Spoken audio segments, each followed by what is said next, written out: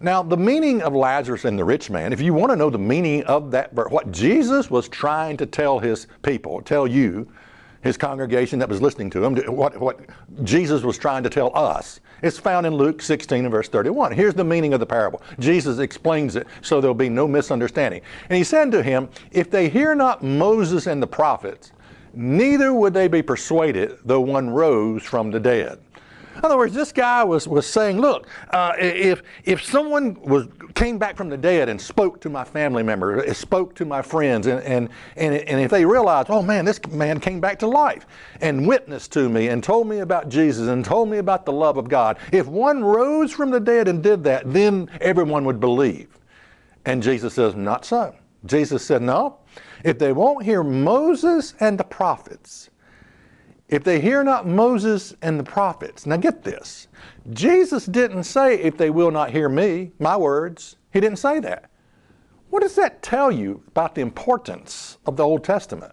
About Moses, the law of Moses that was written down, the Ten Commandments, and the prophets.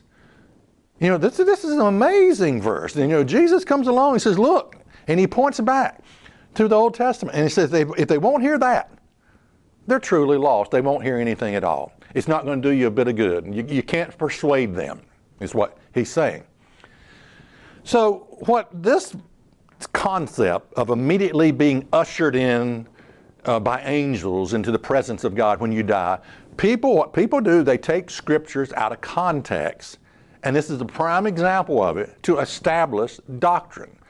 And like I said, you never take a parable to establish doctrine. Let me illustrate what I'm talking about. Here's another parable that Jesus gave. Luke 8 and verse 5. He said, a sower went out to sow his seed and sowed some, and some fell by the wayside and was trodden down, and the fowls of the air devoured it. And some fell upon rock, and as soon as it was sprung up, it withered away because it lacked moisture.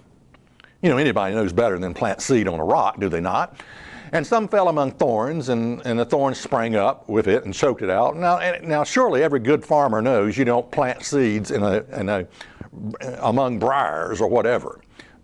And other fell on good ground and sprang up and bare fruit 100-fold. So if I'm a farmer, okay, and I take this parable and I interpret it literally, every time I sow a seed, I'm going to sow some by the wayside where it's going to get trodden down and stomped around, and the fowls of the air are going to come eat it up. I'm going to sow some seeds upon the rock, and where it's going to wither away because it has no moisture, I'm going to sow some seeds among thorns and thistles, and I'm going to eventually get around, if I'm a good farmer, I'm going to eventually get around to sowing seeds on a good ground, because this is what the parable says to do, right? Again, Bible study rule number 1, you never use a parable to establish a major doctrine like heavenly retirement, going to heaven. And you don't use a parable to establish any doctrine. Okay, that's Bible study rule number 1. Okay, what happens 1 minute after a believer dies?